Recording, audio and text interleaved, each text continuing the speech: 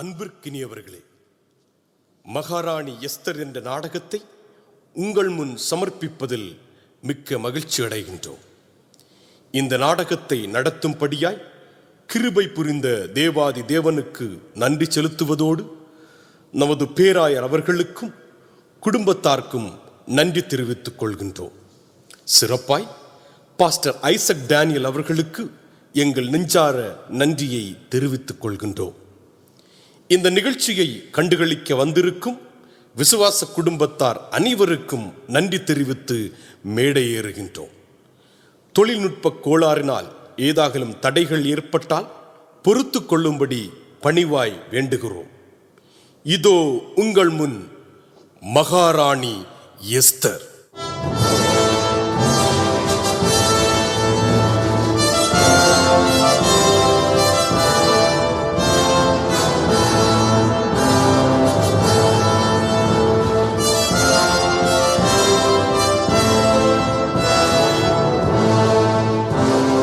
மாமன்னர் அவர்களுக்கும் விருந்தில் கலந்து கொண்ட பன்னாட்டு ராஜ பிரதிநிதிகளுக்கும் மாமன்னர் சார்பில் என் அன்பு நிறைந்த வணக்கம்.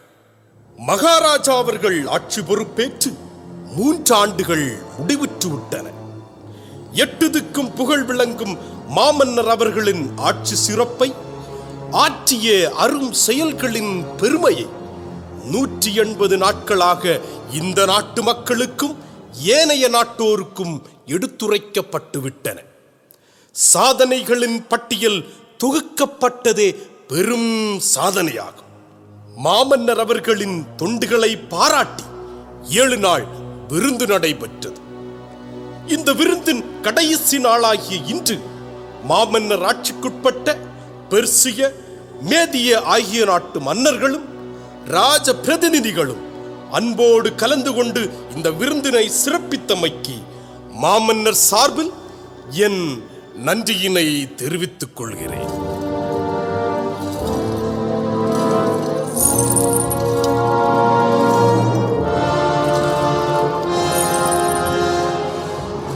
அவையோரே, என் ஆட்சிக்குட்பட்ட மன்னர்களே, அவர்களின் பிரதிநிதிகளே, என் கட்டளைக்கிணங்கி 7 நாள் விருந்தில் கலந்து கொண்டமைக்கு மிகுந்த மகிழ்ச்சி அடைகிறேன்.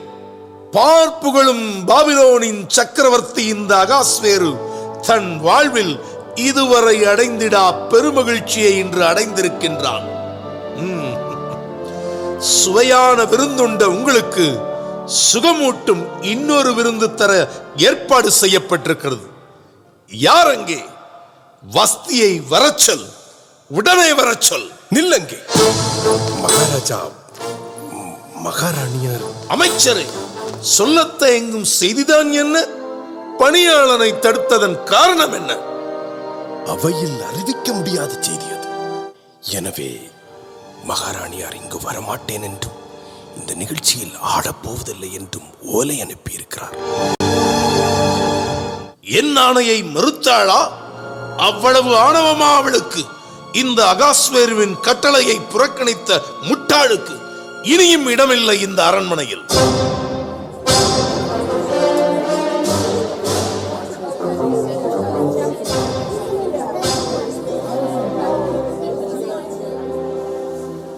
மாமன்னா, அவையோரிடம் இந்த செய்தியை அறிவிப்பதே நல்லது.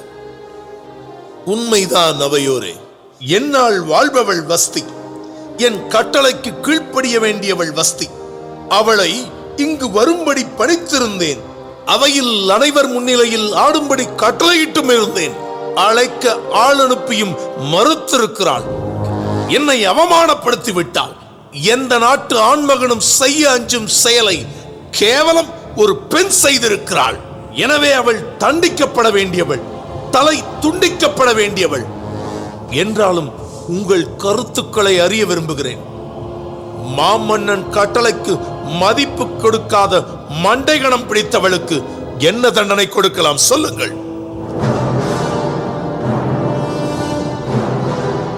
மகாராஜா, வஸ்தி தங்களின் அடிமை, தங்கள் ஆணைக்கு அடங்கி நடக்க வேண்டியவள். மகாராணி நிலையில் இருக்கும் அவள் தன்னுடைய மறுப்பை, இருமாப்பை தங்களிடமே காட்டிவிட்டாள். அதாவது ஆண் இனத்தையே அவமானப்படுத்தி விட்டாள். மகாராணி மகாராஜாவை மதிக்காததை, அவர் கட்டளையை புறக்கணித்ததை இந்நாட்டு பெண்கள் அறிந்தால் தங்கள் கணவர்களை மதிப்பார்களா? கணவர்களுக்கு அடங்கி நடப்பார்களா? தன் கணவர்களை அற்பமாகத்தானே எண்ணுவார்கள். தங்களின் விருந்தாளிகளாக முதல் ஆசனத்தில் அமரும் பெருமை பெற்ற ஆண்களாகிய நாங்கள் இனி தலை நிமிர்ந்து நடக்க முடியுமா? உண்மை, தாங்கள் கூறிய அனைத்தும் உண்மை. என் கண்ணசைவே கட்டளை. எல்லாருக்கும் இது தெரிந்திருந்தும் இருமாப்புடன் மறுத்திருக்கிறாள். ஆகவே அவளுக்கு என்ன தண்டனை கொடுக்கலாம் என்பதே என் கேள்வி. மனைவி கணவனுக்கு கட்டுப்பட்டவள். வஸ்தி தங்களின் ராணி, தங்களுக்கு கட்டுப்பட்டவள். ஆனால் இந்த அவையோர் முன் தங்களை அவமானப்படுத்தி விட்டார். எனவே தாங்களே தண்டனை வழங்குவது நல்லது. வஸ்தி என் கட்டளையை புறக்கணிக்க காரணம் ராணி என்கிற அகம்பாவம், அந்தஸ்தால் ஏற்பட்ட அகங்காரம். எனவே அவள் அகம்பாவம் அழிக்கப்பட வேண்டும். அமைச்சரே, உடனே என் கட்டளையை நாடெங்கும் அறிவிக்க வேண்டும். கணவனை புறக்கணிக்கும் பெண்களுக்கு கடும் தண்டனை அளிக்கப்படும் என்று ஆணை. மாமன்னா, இந்த கட்டளை பாபிலோனுக்கு மட்டுமல்ல, தங்களின் ஆளுகைக்கு உட்பட்ட 127 நாடுகளுக்கும் அறிவிக்கப்பட வேண்டும் என்பது எனது வேண்டுகோள். பெர்சிய நாட்டு தளபதி மெமுக்கான் அவர்களின் வேண்டுகோள் ஏற்கப்பட்டு விட்டது. அமைச்சரே, நமது ஆணை இன்றே எங்கும் பரவ துரித ஏற்பாடுகளை செய்யுங்கள். ஆணை, உடனே செயல்படுத்துகிறேன்.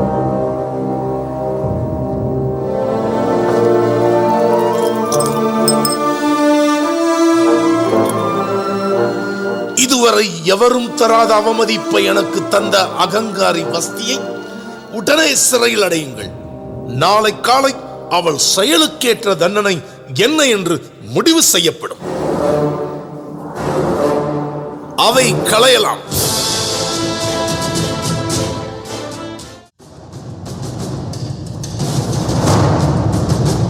அண்ணே, வணக்கம் அண்ணே. தம்பி பாகாலா? வா வா.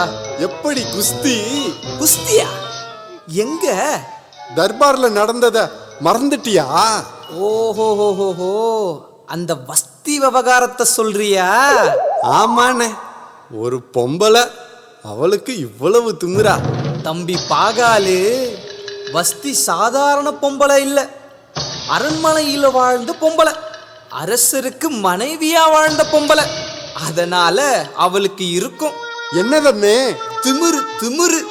பால் பழம் சாப்பிட்டு பன்னீரில குளிச்சு புட்டு பட்டு ஆடுகளை உடுத்தி ஆடம்பரமாக வாழ்ற அவளுக்கு திமிரு வராம வேற என்ன வரும்? அவ மட்டும் எனக்கு பொண்டாட்டியா இருந்திருக்கணும். ஒரே அடியில அவ மண்டைய 2ஆ பொளந்திருப்பான். டேய், அவ மட்டும் உன்னோட பலசாலியா இருந்தா உன் மண்டைய 2ஆ பொளந்திருப்பா. மண்டை பத்திரம். இருக்கலாம். இதுக்கு பயந்துதான் நான் கல்யாணமே பண்ணிக்காம இருக்கேன். இப்படியே இருந்துரு, நிம்மதி கிடைக்கும். திடீர்னு ஆசகீச வந்து எவளையாவது ஒருத்திய கட்டிக்கிட்ட அப்புறம் கட்டையில போற வரைக்கும் உன்னை விடவே மாட்டா. அடச்சி, அப்படி என்ன செய்திருவா ஒரு பொம்பளை? தம்பி, அதெல்லாம் சொன்னா புரியாது, அனுபவப்பட்டாதான் புரியும். நான் பண்ணிக்கிட்டேன் ஒரு சண்டாளிய. தினமும் சண்டை தான். கோபம் வந்தா என்னை எப்படி கூப்பிடுவா தெரியுமா? எப்படி அண்ணன் கூப்பிடுவா? டே காட்டு மாடு அப்படின்னு கூப்பிடுவா. நீ காட்டு மாடுனா அவ என்ன எரும மாடா? இப்ப மட்டும் நீ சொன்னத அவ கேட்டான்னு வச்சுக்கோ, உன்னையும் மாட்டு கூட்டத்துல சேர்த்துடுவா. ஆமா, கல்யாணம் கட்டிக்கிட்ட புதுசுல தங்க கட்டி செல்ல குட்டி அப்படி இப்படின்னு பேசுன உன் பொண்டாட்டிய இப்ப என்னடானா சண்டாளி குண்டாளி அப்படின்னு சொல்ற. எல்லாம் அனுபவம் தந்த அவஸ்தை. ஆமா, நீ காதலிச்சு தானே கல்யாணம் பண்ணிக்கிட்ட அவள? அந்த காதல் பண்ண வேலைதான் என்ன காட்டு மாடுன்னு கூப்பிடுற. இப்போ காட்டு மாடுன்னு கூப்பிடுறவன் பொண்டாட்டி அப்போ எப்படி என்ன கூப்பிட்டா? அத்தான் அத்தான் எப்படின்னு மூச்சு விடாம கூப்பிட்டா. நானும் அவ மினுக்குல குலுக்குல மயங்கிட்ட. அப்படி மயங்கினதுனால தான் உன்னை மதிக்காம ஏசுறா. உண்மைதான்டா. கட்டிக்கிட்ட புதுசுல அவ சொன்னதெல்லாம் கேட்டு நடந்த. ஆரம்பத்துல தூக்கி தலை மேல வச்ச, இப்ப கீழே போட்டா விடுவாளா? எங்க விடுறா? என் பேச்ச கொஞ்சம் கூட மதிக்கிறதே இல்லை. புருஷன் பேச்ச கேட்காத வஸ்தி கதை என்ன ஆச்சு? இனிமே வஸ்தி தான் மிச்சம். அண்ணே, நம்ம மகாராஜா போட்டு இருக்கிற சட்டம் உன்னை போல் உள்ளவங்களுக்கு நல்ல பாதுகாப்பு. அண்ணே, மகாராஜா என்னடா மகாராஜா? அந்த ஆண்டவனே வந்து சட்டம் போட்டாலும் அடங்க மாட்டான் என் பொண்டாட்டி. அவ உனக்கு அடங்கலன்னா நீ அவளுக்கு அடங்கிப்போ, சண்டையே இருக்காது. டேய், நான் ஆம்பலடா. நீ சொல்றத கேட்டா ஆம்பளை நீ இல்ல, உன் பொண்டாட்டி தான். என்னடா பண்றது? ஏடா கூடமா மாட்டிக்கிட்ட. அவகிட்ட இருந்து எப்படி தப்பிக்கிறதுனே தெரியல. அட, உன்கிட்ட பேசிக்கிட்டு நின்னதுல மேதியாவுக்கு போக வேண்டியதை மறந்துட்டேன். மந்திரி கட்டளையா அங்க சேர்க்கணும். நான் வரேன்னே. சரி, சந்திப்போம்.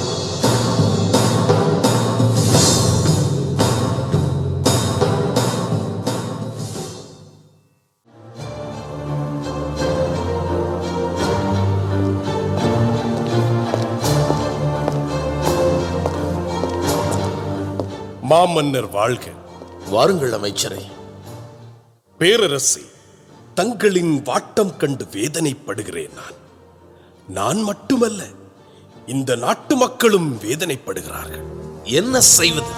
தலைகுனிய செய்து விட்டாலே இந்த தலைகணம் பிடித்தவள். என்ன இருந்தாலும் ஒரு பெண்ணிற்கு இத்தனை கர்வம் இருந்திருக்கவே கூடாது. அந்தஸ்து என்று ஒன்று வந்ததும் அகங்காரம் ஆட்டிப்படைத்தது அவளை. ஆண்களை அலட்சியம் செய்யும் பெண்கள் பெண்களே அல்ல, பேய்கள். அப்படி முடிவு கட்டிவிட முடியாது மன்னா. கணவன் சொல்லை கடவுள் வாக்காக மதிக்கும் பெண்களும் இருக்கத்தான் செய்கிறார்களே. ஓரளவு உண்மைதான். என்னை பொறுத்தவரையில் பெண்களே தேவையில்லை. வேதனையால் இப்படி கூறுகிறீர்கள். ஆனால் நாட்டு மக்களோ தங்களை பட்டத்தரசியுடன் பார்க்க விரும்புகிறார்களே. அமைச்சரே, நான் திருமணம் செய்ய வேண்டும் என்பதை மறைமுகமாக வற்புறுத்துகிறீர்கள். தங்கள் விருப்பத்தை நிறைவேற்றுவது சிரமம் அல்ல எனக்கு. ஆனால் வாழ்க்கை துணையாக வருபவள் வஸ்தியை போல் அமைந்து விட்டால்? தங்களின் அச்சம் நியாயமானதுதான். ஆனால் அது நீங்க ஒரு வழி இருக்கிறது. அதை கூறுங்கள். அன்பு, அடக்கம், பண்பு, ஒழுக்கம் இவை அனைத்தும் அமைந்த ஒருத்தியை அரசியால் தேர்ந்தெடுத்தால் என்ன? எப்படி தேர்ந்தெடுப்பது? பாபிலோன் அதை சார்ந்த அனைத்து நாடுகளிலும் உள்ள கன்னி பெண்களையும் இந்த சூசான் அரண்மனைக்கு கொண்டு வர வேண்டுமென நாடெங்கும் அறிவிக்க வேண்டும்.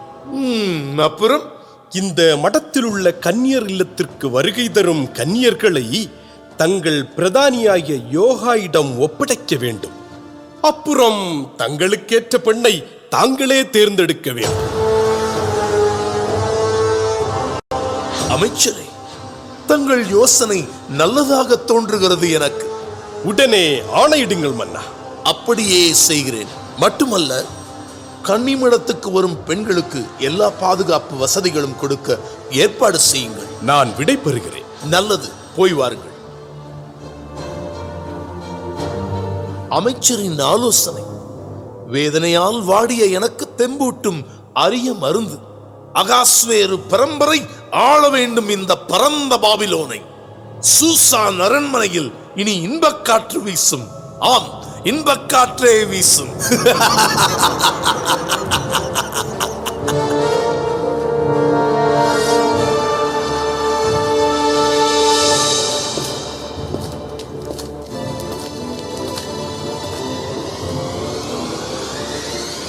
வெற்றி, வெற்றி, என் திட்டம் வெற்றி.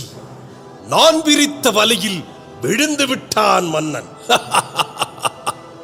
நாடாள நானிட்ட திட்டம் வெகு விரைவில் நிறைவேறப் போகிறது. அமைச்சனான இந்த ஆமான் ஆளப்போகிறான் இந்த நாட்டை. பரந்த பாபிலோன் பகுத்தறிவு மிக்க என்னால் உலக புகழ் பெறப் போகிறது. மன்னரின் எண்ணப்படி நடந்தால் என் எண்ணம் மண்ணோடு மண்ணாகிவிடும். பஸ்தியின் முட்டாள்தனம் நான் பட்டத்தரசனாக மாறும் வாய்ப்பை உண்டு பண்ணிவிட்டது. ஆமான் ஆளப் பிறந்தவன் என்பதை இந்த உலகம் அறியும் காலம் நெருங்கிவிட்டது.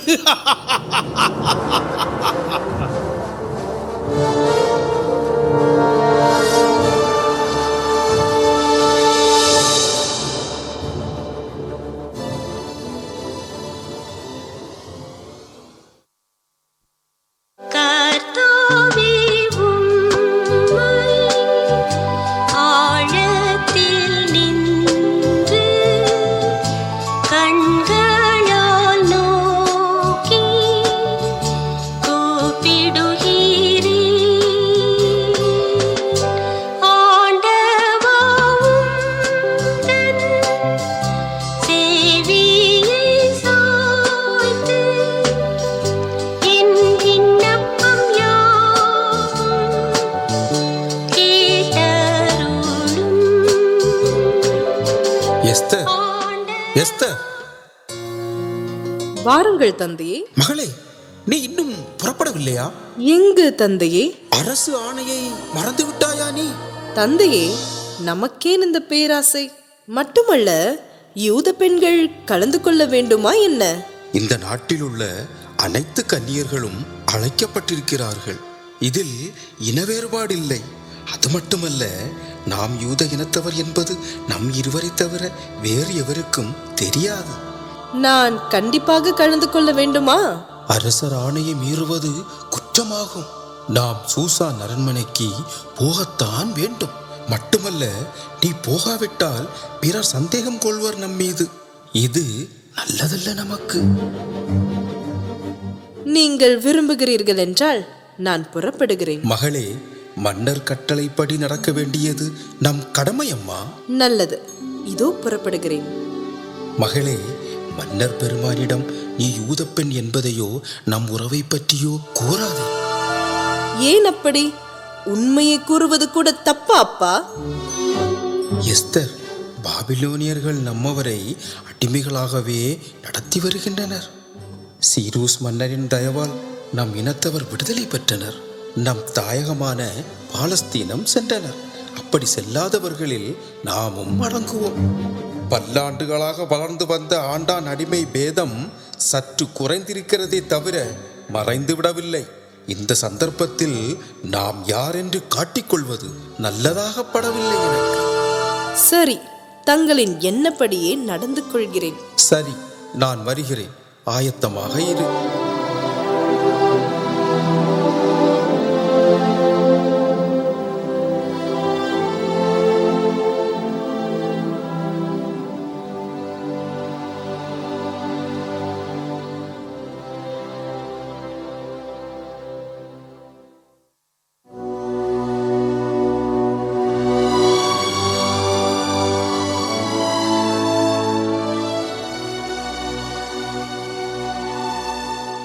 யாரங்கே?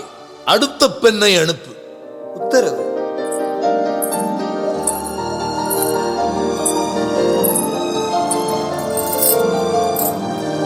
மாமன்னர் அவர்களுக்கு இந்த எளியவளின் தாழ்மையான வணக்கம். பெண்ணை எழுந்து.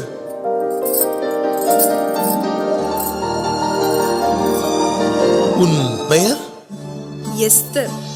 எஸ்தர், இதுவரை என்னை சந்தித்த பெண்களில் நீதான் சிறந்த அழகி. பார்ப்போம். பெண்ணே, ஒருத்தி யாருக்கு சொந்தம்? மணமாகும் முன் அவளை பெற்றவர்க்கு, அவள் குடும்பத்தாருக்கு.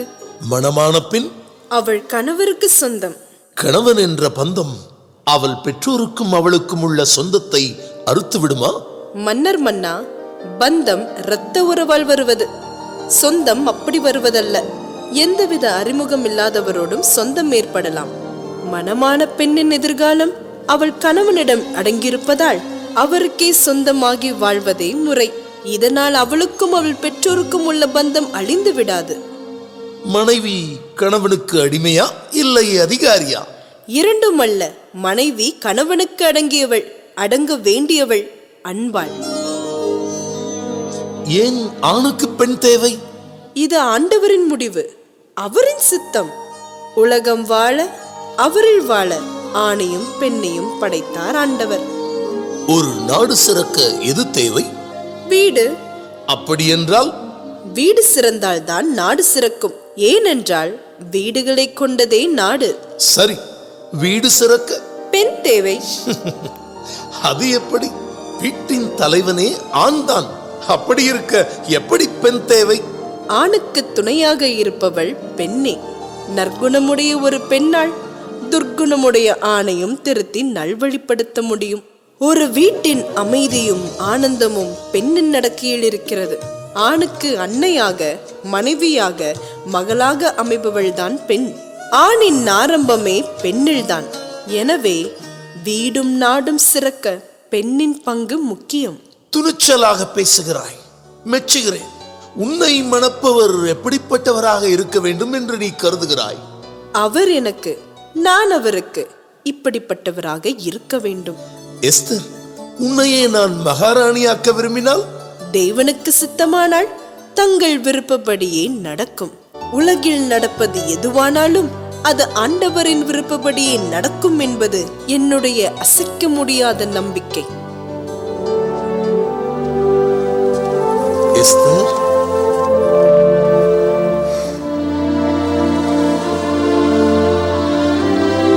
சரி, நீ போகலாம். ஆணை மகாராஜா.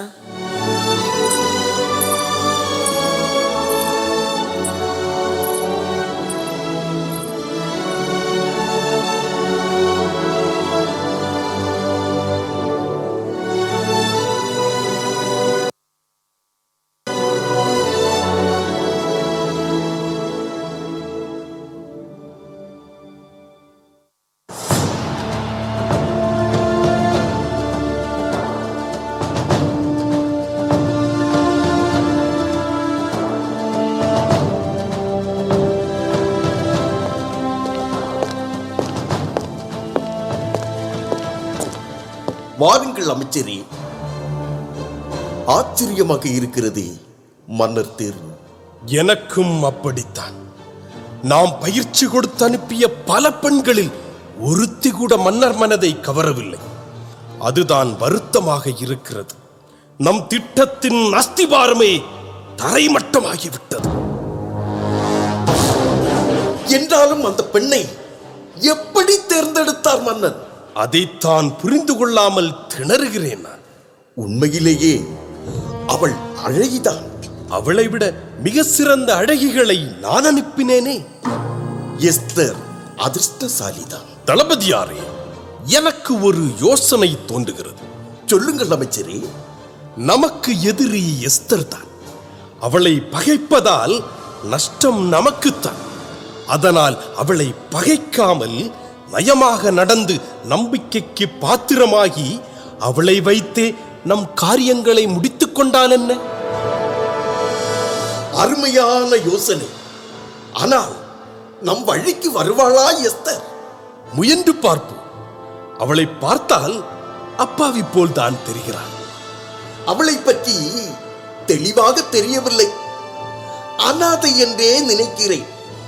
வறுமையில் வாழ்ந்த அவளை பணம், பதவி, பாராட்டு இவற்றால் நம் வழிக்கு கொண்டு வர முடியும். முதலில் அவள் பூர்வீகத்தை அறிய வேண்டும். அந்த பொறுப்பை நீங்களே ஏற்றுக்கொள்ளுங்கள். நல்லது, அப்படியே செய்கிறேன். எஸ்தர் மட்டும் நம் திட்டங்களுக்கு ஒத்துழைத்தால் வெற்றி நமக்கே. தற்போது தாதியார் தங்குமிடத்தில் இருக்கிறாள் எஸ்தர். இன்றே அவளை சந்திக்கின்றேன். வேண்டாம், மகாராணியாக மாறட்டும். அதுவும் சரிதான். ஆனால் மன்னர் தேர்ந்தெடுக்கும் எஸ்தர் மிகவும் புத்திசாலியாக இருப்பாள். இருக்கட்டுமே, உலகப் பெரிய அறிவாளியாக இருந்தாலும் சரி, நம் வழிக்கு கொண்டு வந்தே ஆக வேண்டும். அதுதான் நமது மிகப்பெரிய திட்டமாயிற்றே. சரி, வாருங்கள் போகலாம்.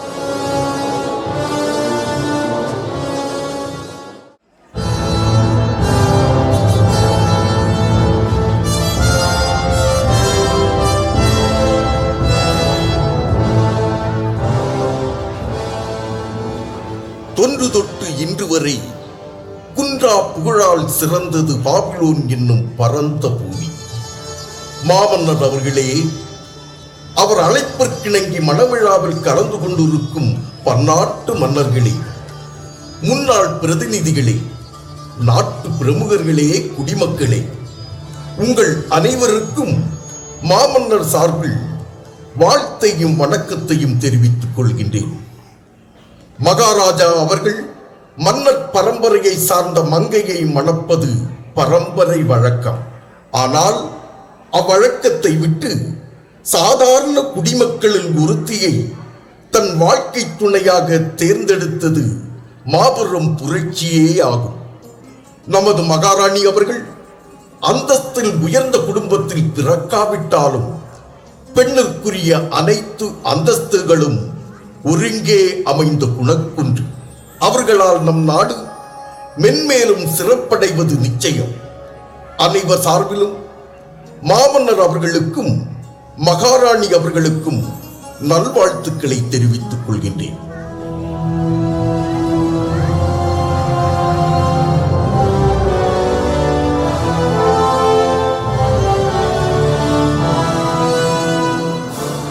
என் அழைப்புக்கு இணங்கி இங்கு வருகை தந்திருக்கும் உங்கள் அனைவருக்கும் வணக்கம். உங்கள் வாழ்த்துக்கள் என் நெஞ்சை விட்டு நீங்கா நல்லுரைகள். ஒரு குடும்பத்தின் தலைவன் ஆந்தான். நம் நாட்டு சட்டமும் இது. ஆந்தான் எல்லாம் என்பதால் பெண் எந்த உரிமையும் இல்லாதவள், பொம்மை என்பது பொருள் அல்ல. பெண் ஆணுக்கு துணையாக இருக்க வேண்டும் என்பதே அதன் பொருள். எனக்கேற்ற துணை இங்கிருக்கும் எஸ்தர் தான். எப்படிப்பட்ட பெண் ஒருவனுக்கு, அதுவும் ஓர் மாமன்னனுக்கு அமைய வேண்டுமோ அவ்விதமே அமைந்திருக்கிறாள் எஸ்தர். லட்சக்கணக்கான முத்துக்களில் நான் தெரிந்தெடுத்த முத்து என் ஒரே சொத்து எஸ்தரை. நாட்டு வழக்கப்படி பொற்கிரீடம் சூட்டி இந்த நாட்டின் மகாராணியாக ஏற்றுக்கொள்ளுகிறேன்.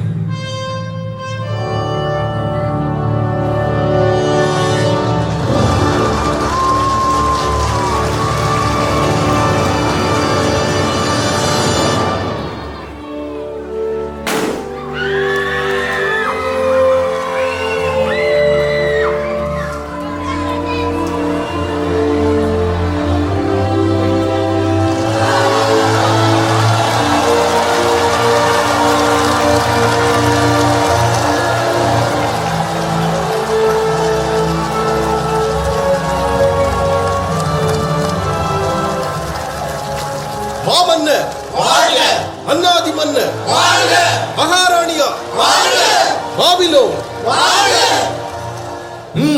நடக்கட்டும்.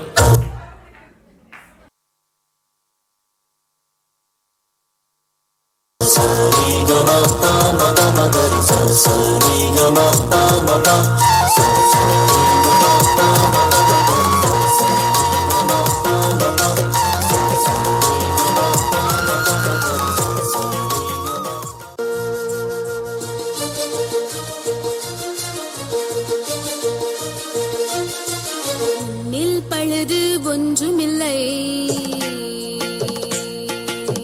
உன்னில் பழுது ஒன்றுமில்லை, நீதான் பூரண ரூபவதி. உன்னில் பழுது ஒன்றுமில்லை, நீதான் பூரண ரூபவதி. என் இருதயத்தை கவர்ந்து கொண்டவளே, கவர்ந்து கொண்டவளே, என் இருதயத்தை கவர்ந்து கொண்டவளே. நீ என் மணவாளி, உன் ஆத்துமனேச நான் தானே. உன்னில் பழுது ஒன்றுமில்லை, நீதான் பூரண ரூபவதி. உன்னில் பழுது ஒன்றுமில்லை, நீதான்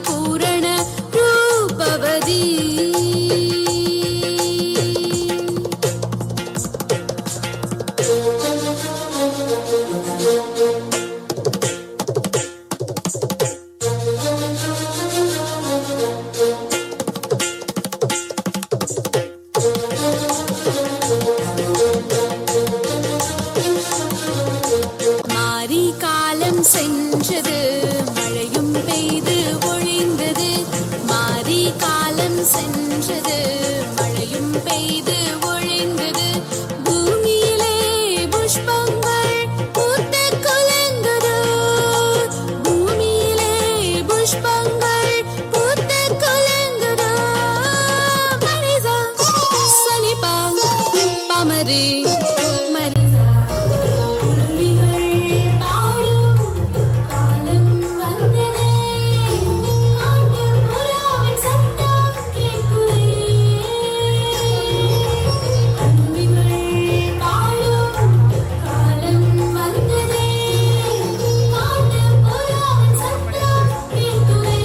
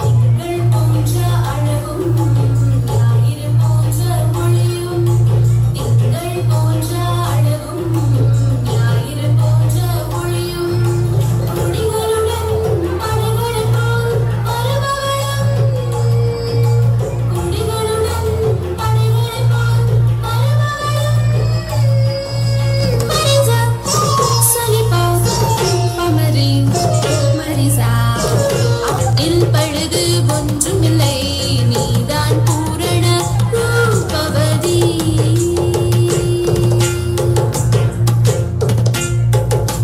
பாமகாமரிசா சரிகமா பனி நிசா பனி மபங்கம நிசா. மாவே மகசனி பனிசா நிசா நிசனி பமபனி சானி சனி பமம். இல் பழுது ஒன்றுமில்லை நீதான் பூரண ரூபவதி.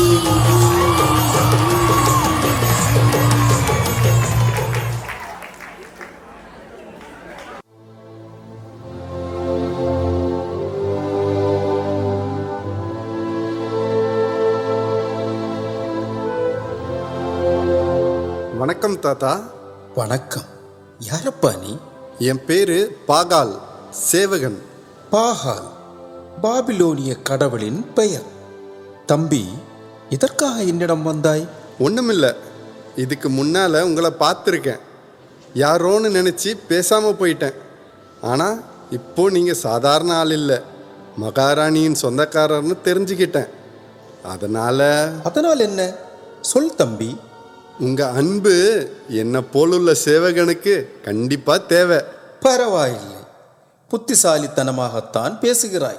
பாகால், நம் கடமைகளை தவறாமல் ஒழுங்காக செய்தால் யார் தயவும் தேவைப்படாது. மட்டுமல்ல, யாருக்கும் பயப்பட வேண்டிய நிலையும் வராது. நீங்கள் சொல்கிறதும் சரிதான். இருந்தாலும் பெரியவங்களை தெரிஞ்சு வச்சுக்கிறது நல்லது தானே. நினைத்தால் சிரிப்புத்தான் வருகிறது. ஒருவனுக்கு அந்தஸ்து வந்துவிட்டால், அரசியலில் புகழ் வந்துவிட்டால், அவனை காக்காய் பிடிக்க அலைகிறது ஒரு கூட்டம்.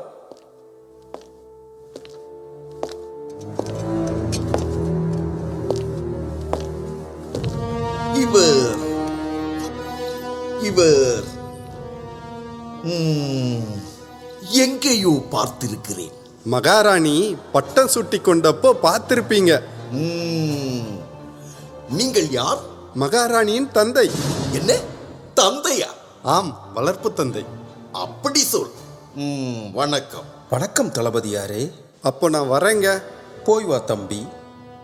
உங்கள் பூர்வீகம் இங்குதானா? ஆமாம், சுமார் 40 ஆண்டுகளாக இங்குதான் வாழ்கிறேன். அப்படியா? எப்படியானாலும் சரி, நீங்கள் அதிர்ஷ்டசாலிதான்.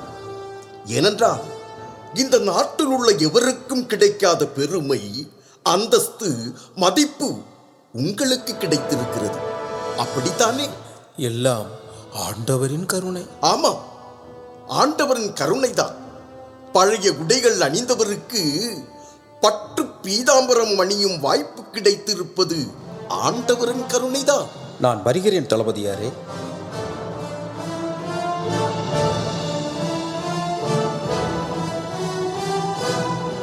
கிழவன்,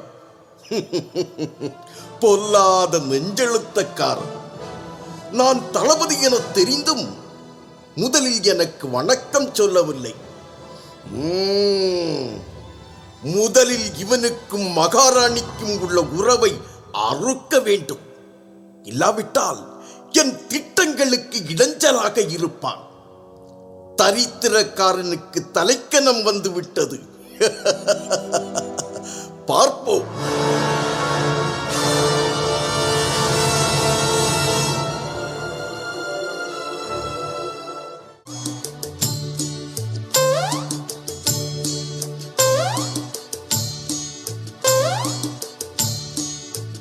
அண்ணே அண்ணே, என்னண்ணே இது?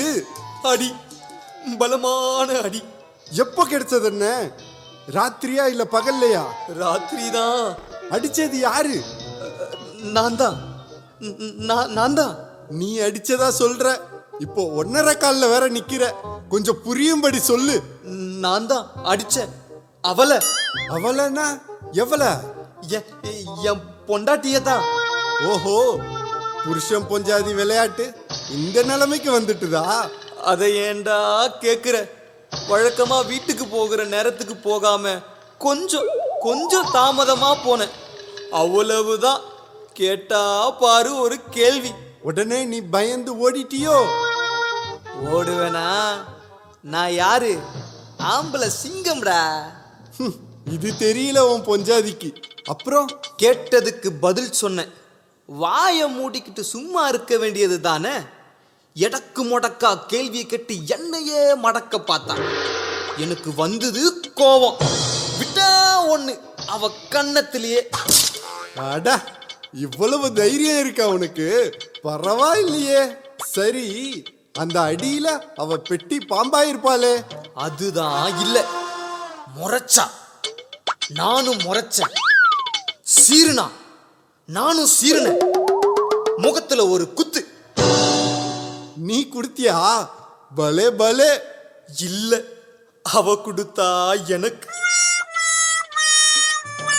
அடச்சி, பொம்பளை கிட்ட இருந்து அடி வாங்கினியா? கேவலம். இதுல என்னடா கேவலம்? அடிக்கடி வாங்குறது தானே. சரி, அடியோட முடிஞ்சுதா? முடியல. என் கோபம் உச்சன் தலைக்கு ஏறிடுச்சு. எடுத்த உலக்கையா? எதுக்கு? நெல்லு குத்தவா? உன் பல்லு குத்த. அந்த சண்டாளியின் மண்டை உடைக்க போட்டேன் ஒண்ணு. அட பாவி, உலக்கையால அடிச்சியா? அவ செத்திருப்பாளே. அவளா சாவாளா? ஓங்கி அடிச்ச உலக்கையால. அவ ஒதுங்கிட்டா. அவ்வளவுதான். ஓடி வந்து உலக்கைய வாங்கி வீட்டுக்கு வெளியே எரிஞ்சிட்டாளா?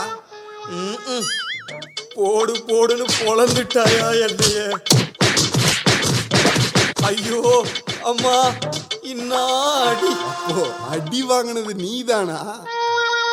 ஆமா, நான் 1 கொடுத்தா அவ திருப்பி தாரா 3.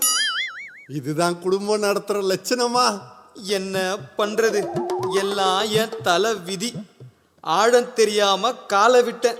அதாவது காதலிச்சேன். அந்த அடங்கா பிடாரி அடிச்சே கொன்னுடுவா போல இருக்கு என்னைய. ஐயோ அம்மா, வலிக்குதே. இப்படியே போனா உன் வாழ்க்கை என்ன ஆகும்? இல்ல என்னத்தான் ஆகும்? அதனால தான் அவளை கை கழுவி விட பாக்குறேன். முடியலையே. முடியலையா? அப்ப அவ கையாலே அடி வாங்கி செத்துப்போ. அதெல்லாம் நடக்காது. உடம்பு தேரட்டும், ஒரு கை பாக்குறேன். இந்த உடம்பு தேரவா போகுது? எதுக்கும் வா, வைத்தியர்கிட்ட போவோம். ஐயோ அடடடடா, வலிக்குதே. பொறுமையா போலாம், இருடா. சி, கத்தாம வா.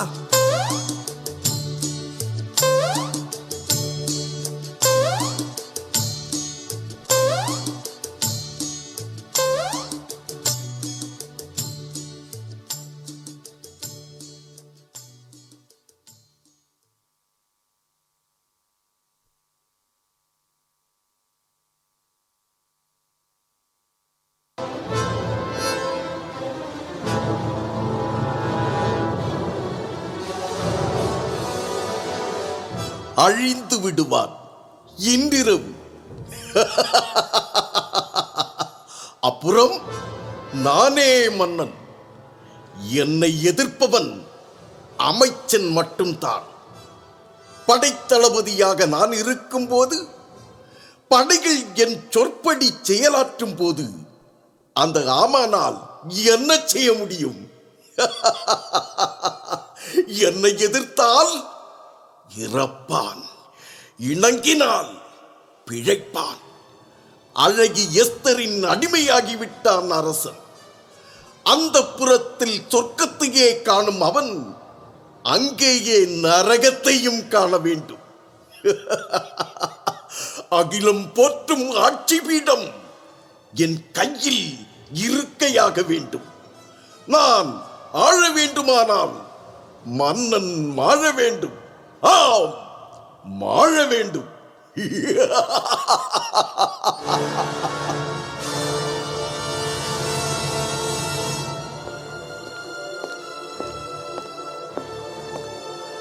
வாருங்கள் அமைச்சரே, வாருங்கள். தளபதி அவர்களே, நம் திட்டம் நிறைவேறாது போல் இருக்கிறது. இப்படி சந்தேகம் வர காரணம்? மகாராணியும் மகாராஜாவும் கொண்டிருக்கும் உறவு பிரிக்கிறது போல் தோன்றுகிறது. எனக்கும் அப்படித்தான் தோன்றுகிறது. ஆனால் பிரித்தே ஆக வேண்டும் இருவரையும். தளபதியாரே, மகாராணியின் உறவினர் அந்த கிழவன் மருதகாய் மட்டும்தான். அவனை நம் வலைக்குள் மாட்டிவிட்டால் நம் திட்டம் சுலபமாக முடியும். மொர்தகாய் திமிர் பிடித்தவன், உயர் பதவியில் இருப்பவர்களை மதிக்காதவன். அப்படியா? அனாதை போல் வாழ்ந்து வந்த அவனுக்கு ஆணவம் வந்து விட்டதோ? மகாராணியின் உறவினன் அல்லவா? அந்த அற்ப உறவை வைத்துக் கொண்டு அரசு அதிகாரிகளையே அலட்சியம் செய்கிறானா? குடிசையில் வாழ்ந்தவனுக்கு அரண்மனை வாசற்படியை மிதிக்கும் சந்தர்ப்பம் வந்ததும் அகம்பாவம் வளர்ந்து விட்டதோ? அப்படியானால் நம் வாளுக்கு முதல் விருந்து அந்த கிழவன் தான். அமைச்சர் அவர்களே, அந்த கிழவன் தினமும் மகாராணியின் அந்தப்புறம் பக்கம் சுற்றி வருகிறானாம். ஒற்றி வேலை செய்கிறான். அப்படியானால் நம் திட்டத்தை எப்படியோ தெரிந்து வைத்திருக்கிறான். அந்த புறத்தில் நினைத்தவுடன் நுழைந்து விட முடியாது, உறவினராக இருந்தாலும் கூட. அதனால் தான் அந்த கிழவன் தினமும் அந்த புறம் சுற்றி வருகிறான். சந்தர்ப்பம் கிடைக்கும் போது மகாராணியிடம் நம் திட்டத்தை கூறினால் ஆபத்து நமக்குத்தான். அமைச்சரே, முர்தேகாவை கண்காணிக்க நம் வீரர்களை அனுப்புகிறேன். நல்ல காரியம் இது. உடனேயே செய்யுங்கள். முர்தகாய் முட்டாள்தனமாக ஏதாவது செய்தால் உடனே அவனை வெட்டி வீழ்த்த கட்டளையிடுங்கள். அப்படியே செய்கிறேன். முர்தகாய்க்கு முடிவு கட்டிய பின்புதான் நாம் நிம்மதி அடைய முடியும்.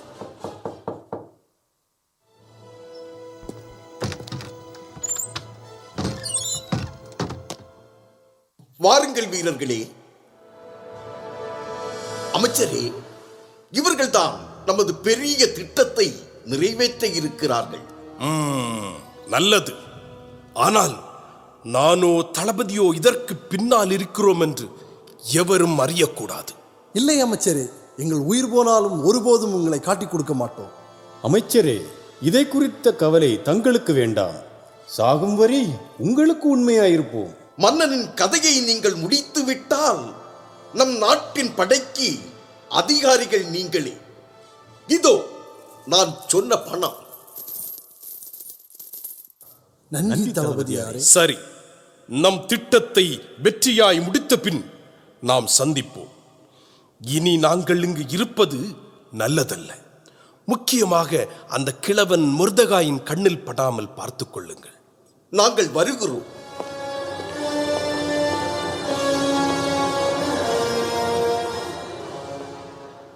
இனி தாமதிக்க வேண்டாம். நாளை இரவு மன்னனின் கதையை முடிப்போம். மிக சரியான நேரம். நாளை மன்னன் அந்த புறம் வரும்போது தீர்த்து கட்டுவோம். சரி, வா கிளம்புவோம்.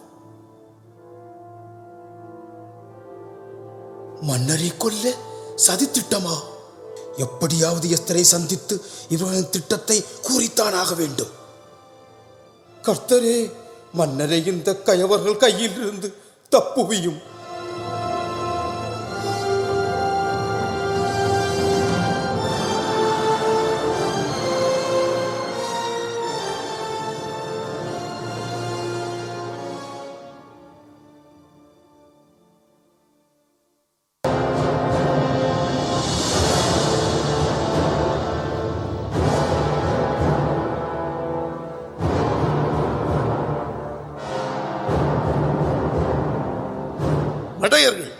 அவ்வளவு ஆணவமா அவர்களுக்கு?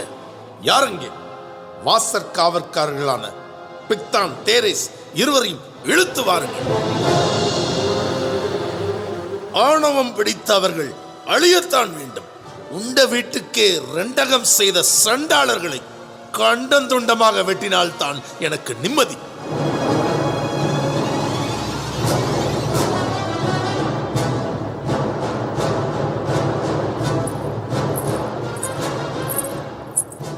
மாவேந்தருக்கு வணக்கம். அன்பே வா. பிடிப்பட்டார்களா அந்த வஞ்சகர்கள்? இல்லை, இன்னும் சிறிது நேரத்தில் அந்த துரோகிகளை இழுத்து வருவார்கள் என்னுடைய சேவகர்கள். கண்ணே, என் உயிரை காத்தாய். இல்லை, இறைவன் காத்தார்.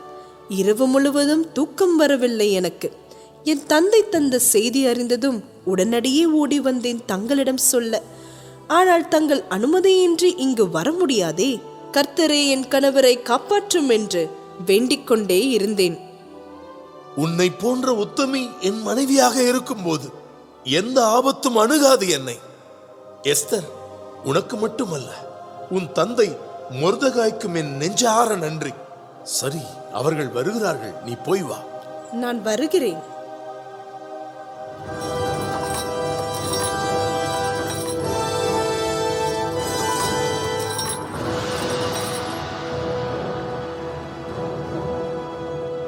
நேற்று இரவு இருவருக்கும் எங்கே வேலை? தங்கள் அரண்மனையில் தான் மகாராஜா. நடுச்சாம வேளையில் இருவரும் எங்கே போயிருந்தீர்கள்? அங்கேதான் இருந்தோம். இல்லை இல்லை, பொய் சொல்லுகிறீர்கள். உண்மையை உரைத்தால் உயிர் மிஞ்சும். அரண்மனை வாசலுக்கு சற்று அப்புறம் போய் பேசிக் கொண்டிருந்தோம். என்ன பேசினீர்கள்? ஒன்றுமில்லை மகாராஜா, சும்மா தான். மீண்டும் பொய் சொல்லுகிறீர்கள். நேற்று இரவு என்னை கொல்ல திட்டம் போட்டீர்கள், அப்படித்தானே? இல்லை மகாராஜா, இல்லை. உண்மையை சொல்லுகிறீர்களா? இல்லை மகாராஜா, உண்மைதான் மகாராஜா. அப்படி சொன்னது இவன்தான். இல்லை மகாராஜா, இல்லை, இவன்தான். என்னை ஒழித்து கட்ட திட்டமிட்டது உண்மைதானே? ஆமாம் மகாராஜா, உண்மைதான்.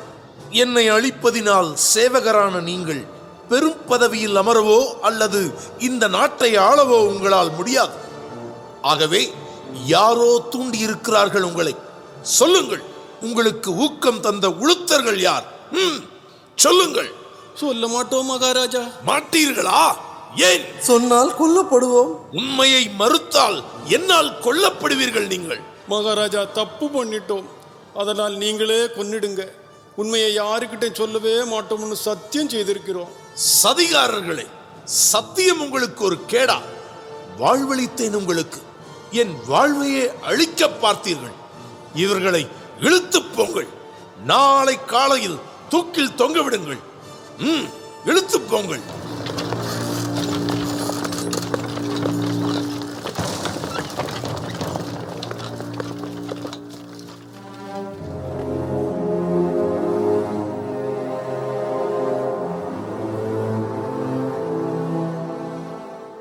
இந்த வஞ்சகர்கள் பேசியதை மொர்தகாய் மட்டும் கேட்டிருக்காவிட்டால் என் வாழ்வே முடிந்திருக்கும். மொர்தகாயின் அரிய சேவையை உண்மை குறிப்பேட்டில் பதிவு செய்ய வேண்டும், பரிசும் கொடுக்க வேண்டும்.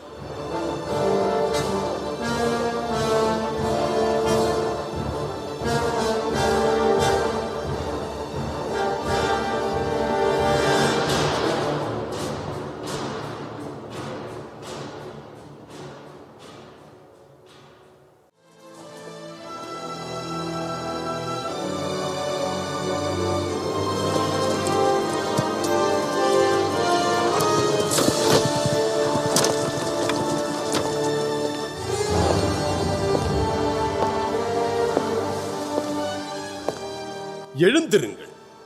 அறிவாளிகளையும் அந்தஸ்துள்ளவர்களையும் மதிக்கத் தெரிந்த புத்திசாலிகள் நீங்கள். மகா மந்திரியான நீங்க இந்த அரசு வீதியில நடந்து வந்தீங்கன்னா உங்க காலில் விழாதவர்களே இருக்க மாட்டாங்க இந்த நாட்டில். நாங்க மட்டும் வணங்காம இருக்கலாமா? சரி, நீங்கள் போகலாம். உத்தரவு.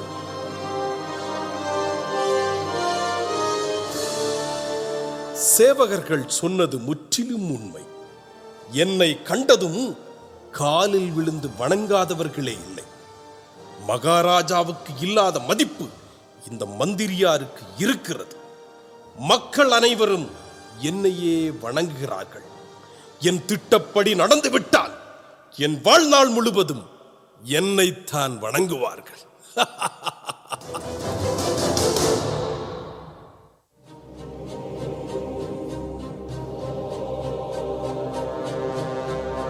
ஏய் கிழவா, நில்லங்கே.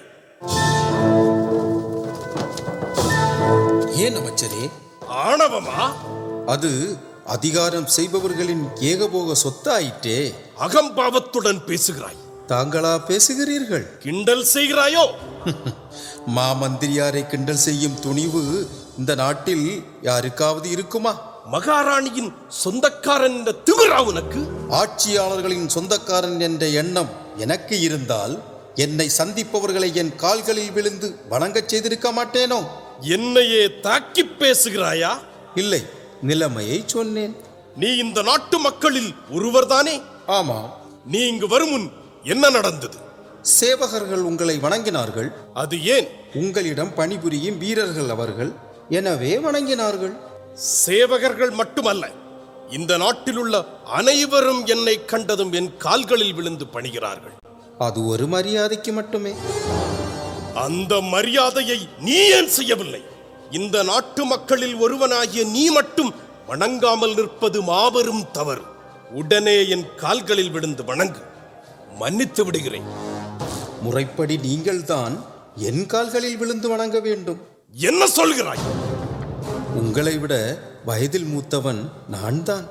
முதியோரை வணங்குவது கடமை என்பது மந்திரியாருக்கு தெரியாமல் இருப்பது விந்தையிலும் விந்தை. அப்படியானால் நீ வணங்க மாட்டாயா?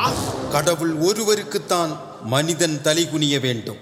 அவரை மட்டும்தான் வணங்கி ஆராதிக்க வேண்டும். மருதகாய், எவரும் என்னை எதிர்த்து பேசியதில்லை. என் முன் நின்று இப்படி ஆணவமாக பதில் சொன்னதும் இல்லை. மகாராணியின் சொந்தக்காரன் என்ற திமிரில் என்னை அவமதித்து விட்டாய். என் மனசாட்சிப்படி நான் நடக்கிறேன், அவ்வளவுதான். என்னை பகைத்தவர்கள் எவரும் வாழ்ந்ததில்லை, வாழப்போவதும் இல்லை. இதில் என்ன பகை? நான் ஒருவன் மட்டும் வணங்காததால் உங்கள் மதிப்பு ஒன்றும் குறைந்து விடாது. போதும், என் கால்களில் விழுந்து வணங்கு, இல்லை அழிவாய். என்னை படைத்தவர் இறைவன். உங்களால் தான் நான் இறக்க வேண்டும் என்பது கடவுளின் சித்தமானால் அப்படியே நடக்கட்டும். அப்படியானால் நீ வணங்க மாட்டாயா? என் வணக்கமெல்லாம் என்னை காக்கும் கடவுளுக்கு மட்டுமே. திமிரு பிடித்தவனே, உன்னை தீர்த்து கட்டினால் எவரும் கேட்க மாட்டார்கள், தெரியுமா உனக்கு? தெரியும், ஆனால் கேட்க இருவர் இருக்கிறார்கள். ஒருவர் ஆண்டவர், மற்றொருவர் மகாராணியார். ஓஹோ, மகாராணியர் கேட்பாரோ? மகாராணி என்ன, மகாராஜாவையே கேட்க வைக்கிறேன். மட்டுமல்ல, அவரே உன்னை அழிக்கவும் செய்கிறேன். எப்படியாவது திருப்திப்படுங்கள்.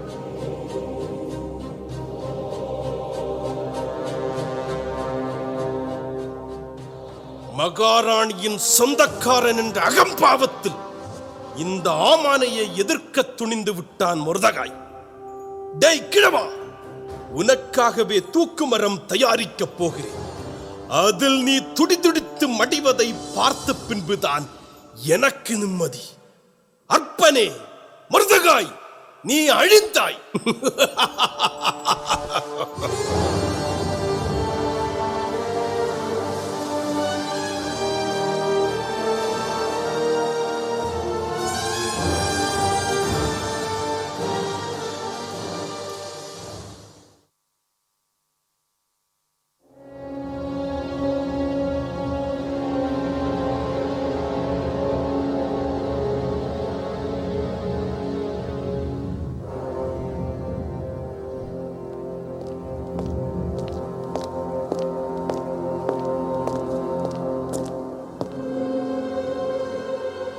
மாமன்னர் அவர்களுக்கு வணக்கம். வாருங்கள் அமைச்சரே. மாமன்னா, சொல்ல தயக்கமாக இருக்கு. சொல்லாவிட்டாலோ என் கடமையிலிருந்து தவறிய குற்றத்திற்கு நான் ஆளாகும். பீடிகை தேவையில்லை மந்திரியாரே. தாங்கள் அறிந்தவைகளை, தங்கள் மனதில் பட்டவைகளை தயக்கமின்றி கூறலாம். நான் சொல்லப் போகும் செய்தி தங்களுக்கு அதிர்ச்சியை தரலாம். ஆத்திரமூட்டலாம். அவைகளை சொல்லப்போகும் என் மீது கூட தங்களுக்கு ஐயம் ஏற்படலாம். ஆயினும் தங்கள் கட்டளைப்படி என் பேச்சுக்களை தொடருகிறேன். தங்களின் மகாராணியார் யூத இனத்தை சார்ந்தவர். அப்படியா? ஆமா மகாராஜா. அமைச்சரே, மகாராணி எஸ்தர் எந்த இனத்தவர் என்பதை நான் அறிய விரும்பியதில்லை. அந்த தேவையும் ஏற்படவில்லை. எனக்கு ராணியாக வேண்டிய பெண்ணுக்கு என்னென்ன தகுதிகள் இருக்க வேண்டும் என்று நான் விரும்பினேனோ அந்த தகுதிகள் அத்தனையும் மொத்தமாக அமைந்திருந்தன எஸ்தரிடம். எனவே மகாராணியாக ஏற்றுக்கொண்டேன். அரசர்க்கரசே, மகாராணியரை பற்றி தவறாக நான் எதுவும் கூறவில்லை. ஆனால் யூத இனத்தவர் தங்களின் ராணியாக இருப்பதால் பற்பல பிரச்சனைகள் தோன்றியிருக்கின்றன. அப்படியா? கூறுங்கள். யூதர்கள் அடிமைகள் நமக்கு. அது முன்பு. யூதர்கள் நம்மை எதிர்க்கிறார்கள். காரணம்? மகாராணியார். என்ன மகாராணியா?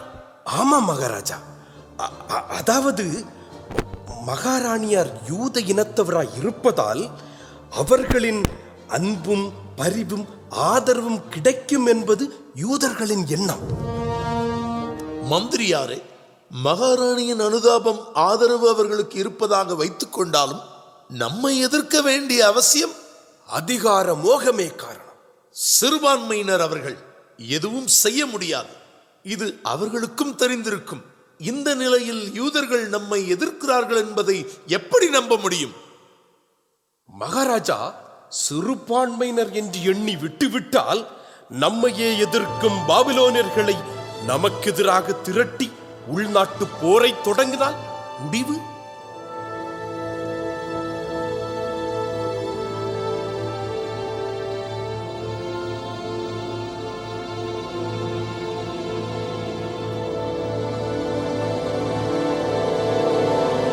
அமைச்சரே, உள்நாட்டு போரை யூதர்கள் தொடங்குவார்கள் என்பதை நம்புவது கடினமாக இருக்கிறது. சரி, எந்தெந்த வகையிலெல்லாம் அவர்கள் நம்மை எதிர்க்கிறார்கள்? முதலில் நம் கட்டளைகளுக்கு பணிய மறுக்கிறார்கள். அப்புறம் ஆட்சியை பற்றி அவதூறாக பேசுகிறார்கள். யூத பழக்க வழக்கங்களை பரப்புகிறார்கள். கர்த்தரை கடவுளாக ஏற்றுக்கொள்ளாத மாமன்னர் அகாஸ்வேரு மன்னரே அல்ல. கடவுளின் பிள்ளைகளான நம்மை ஆளும் தகுதி அவருக்கு கிடையாது. குடித்து மதிமயங்கி கிடக்கிறார். மாளிகையில் நாட்டை ஆள்வதும் கட்டளைகள் பிறப்பிப்பதும் நம் இனத்தை சார்ந்த மகாராணி எஸ்தர் தான் என்று எங்கும் பிரச்சாரம் செய்கிறார்கள். அதோடு ஆங்காங்கே குழப்பங்களை விளைவிக்கிறார்கள்.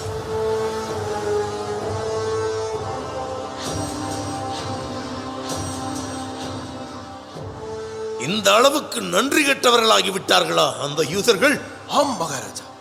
அமைச்சரை, இந்த அகாஸ்வேரு ஆட்சிக்கு எதிராக சூழ்ச்சி செய்பவர்கள் யாராக இருந்தாலும் சரி, என் மகாராணியாகவே இருந்தாலும் சரி, தண்டனை கொடுத்தே ஆக வேண்டும். உடனே நடவடிக்கைகள் எடுப்பது நல்லது. சரி, தளபதியாரை கலந்து இன்றே நடவடிக்கை எடுக்கிறேன். உத்தரவு. நான் விடை பெறுகிறேன்.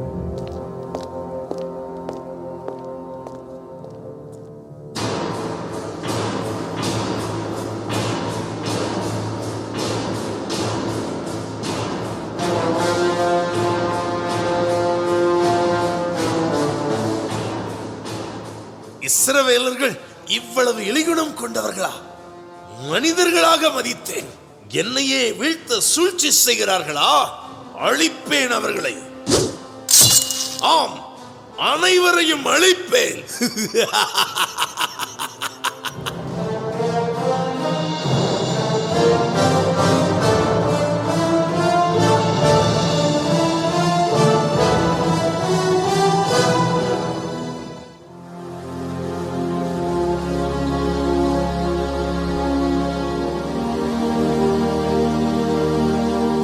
மகளே, வாருங்கள் தந்தையே. ஏன் இந்த முகவாட்டம்? என்னம்மா செய்வேன்?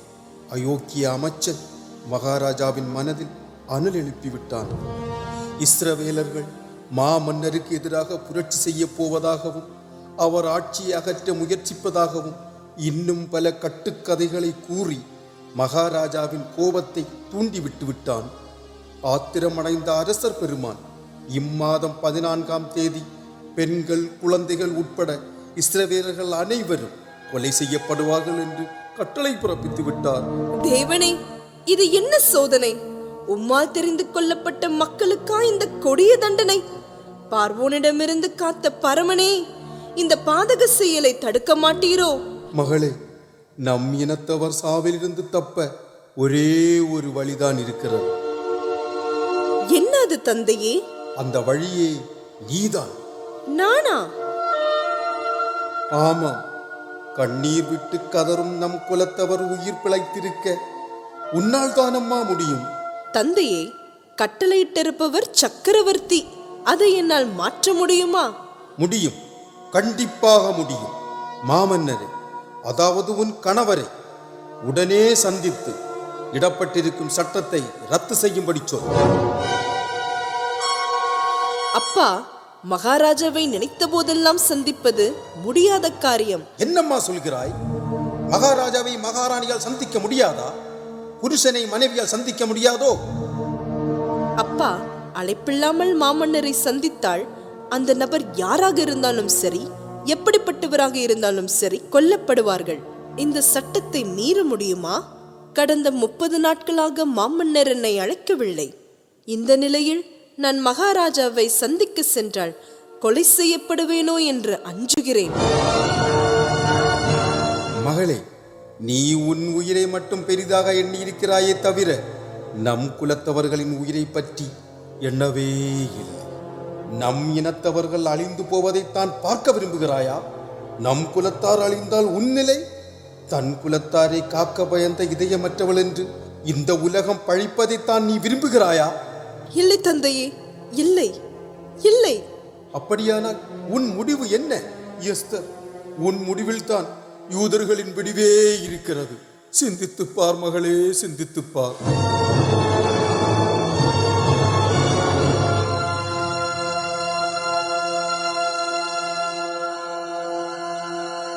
தந்தையே, தாழ்ந்த நிலையில் வாழ்ந்த என்னை உயர்ந்த நிலையில் வைத்தார் கடவுள். அது எதற்கு? இப்போதுதான் உணர்கிறேன்.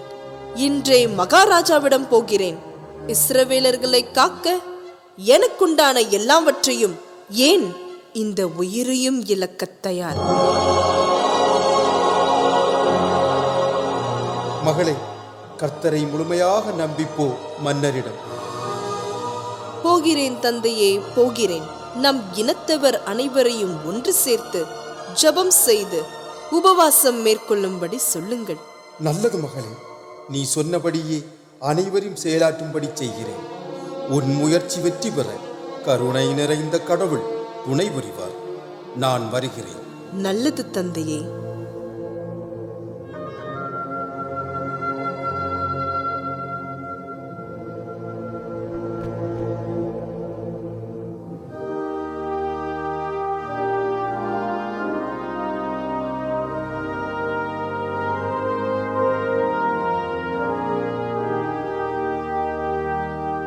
இறைவா, நானோ எளியவள், பலவீனமானவள்.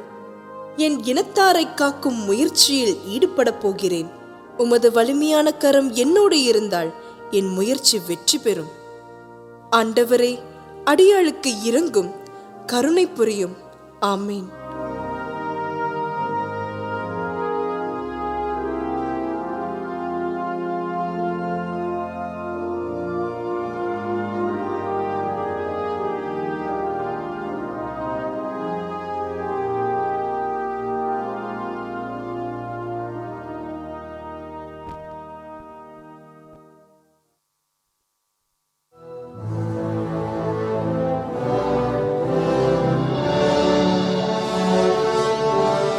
மகாராஜா, தங்கள் கட்டளைப்படி எல்லா இடங்களிலும் செய்திகள் பரப்பப்பட்டு விட்டன. அண்டை நாடுகளுக்கும் தூதர்கள் மூலம் அறிவிக்கப்பட்டு விட்டன. மகிழ்ச்சி. எப்படி இருக்கிறது நிலைமை? தங்களின் நாணையை அறிந்ததும் அனைத்து யூதர்களும் அஞ்சி நடுங்கி விட்டார்கள். நடுங்கட்டும், நன்றி கெட்டவர்கள். அவர்கள் இனியும் வாழக்கூடாது. மகாராஜா, மகாராணியார். சரி, நீங்கள் போகலாம்.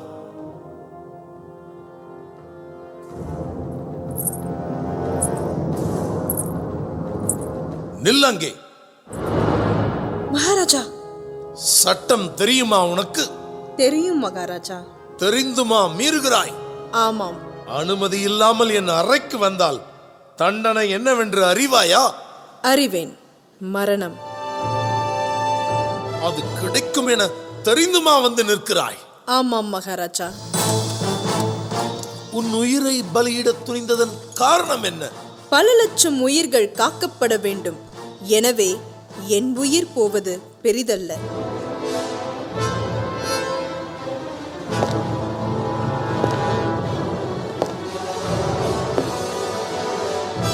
அன்பு, பயந்து விட்டாயா? பயப்படாதே. என்னுடைய சட்டத்தை மீறுவோர் எவராயிருந்தாலும் சரி, இறப்பது உறுதி. உன்னை கண்டதும் என் ஆத்திரம் அதிகமானது. உன்னோடு பேசிய பின் ஆத்திரம் தானாக மறைந்து விட்டது. மகாராணி, இன்று முதல் எப்போது வேண்டுமானாலும் நீ வரலாம் என்னை சந்திக்க. இனி யார் அனுமதியும் தேவையில்லை. நன்றி மகாராஜா, நன்றி.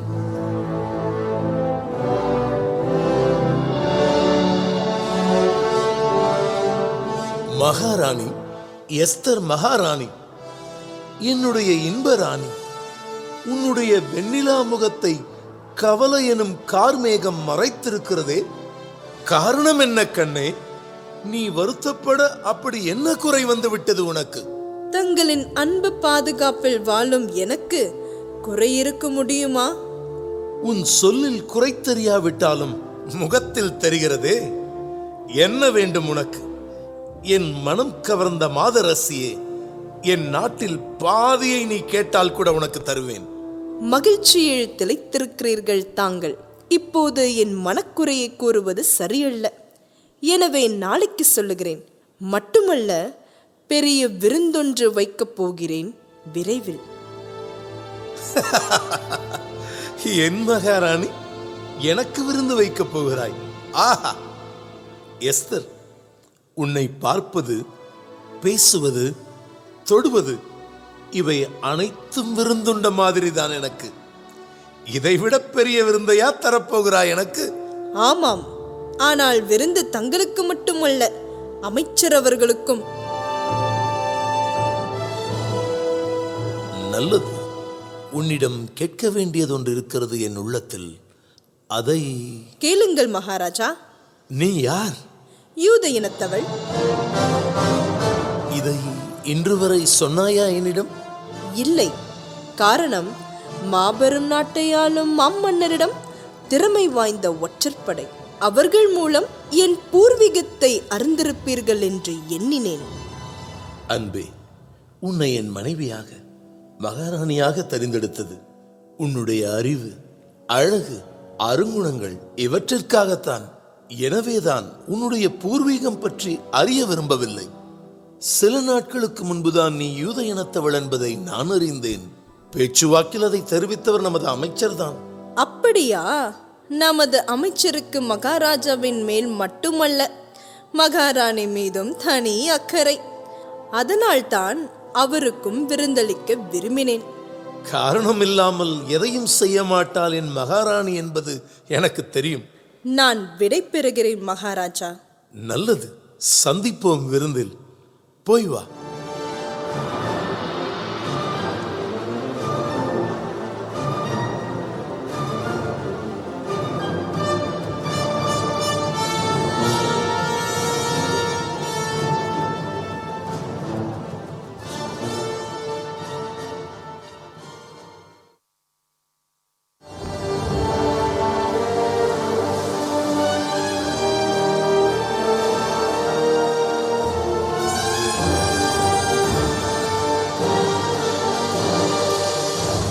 உண்மைதாங்க. இஸ்ரவேல் எல்லாரும் பயந்து சாகுறாங்க. எப்போ உயிர் போக போகுதோன்னு துடிக்கிறாங்க. மேதியாவுக்கு போயிட்டு வரப்போ பார்த்தேன். கலகலப்பா இருந்த ஊரெல்லாம் பேச்சு மூச்சு இல்லாம இருக்குது. ஜனங்க சாக கொடுத்த பண்டார மாதிரி வாழ்றாங்க. காலேப், அங்கே வருவது மகாராஜாவின் மாமன். முர்தகாய்த்தானே? சந்தேகமே இல்லை, அவன்தான்.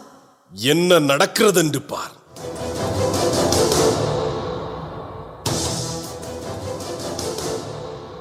நில்! இன்னும் புத்தி வரவில்லையா உனக்கு? புதிதாக புத்தி வர வேண்டிய அவசியம் இல்லை. இறைவன் தந்த புத்தி நிறைய இருக்கிறது. உன்னைப் போல் திமிர் பேசிய யூதர்களின் கதை முடியும் நேரம் நெருங்கிவிட்டது. தெரியும், இப்போதும் சொல்கிறேன். மனிதன் பதவியை வைத்துக் கொண்டு துள்ளுவது கொஞ்சம் காலத்துக்குத்தான். அதனால் தான் அழியும் மனிதனுக்கு வணக்கம் செலுத்தாமல் அழிவில்லா ஆண்டவருக்கே செலுத்துகிறேன். ஏய் கிழவா, மகாராஜாவுக்கு அடுத்தபடியாக அந்தஸ்துள்ள இந்த ஆமானிடமே மீண்டும் மோதுகிறாய். உன் அகம்பாவத்தின் பலனை விரைவில் அனுபவிப்பாய். இனி உன்னை பார்ப்பது பிணமாகத்தான். மனிதனுக்கு உயிர் இருக்கும்போது அவன் நடைபிணம், உயிர் போய்விட்டால் நடமாடா பிணம். நடமாடும் பிணமாகிய நீர் என்னை நடமாடா பிணமாக்குவதாக சொல்கிறீர். நடக்கட்டும்.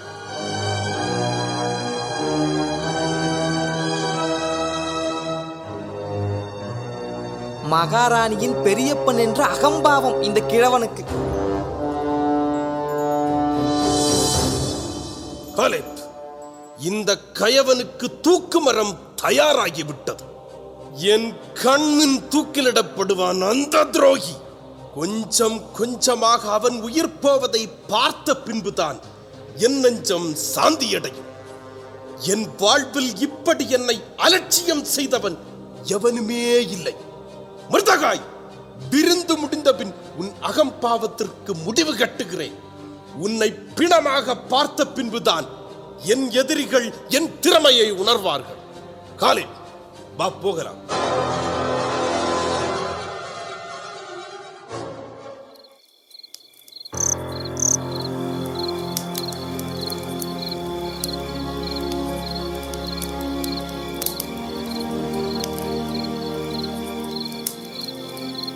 இன்று உறக்கமே வரவில்லை, மனதிலும் அமைதி இல்லை. எதையோ செய்ய தவறவிட்டேன் என்ற எண்ணம் புரியவில்லையே.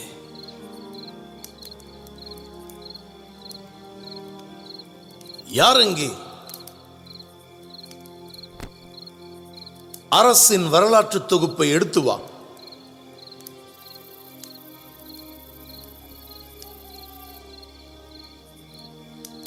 புத்தகத்தில் கடைசியாக எழுதப்பட்டிருக்கும் அத்தியாயத்தை படி.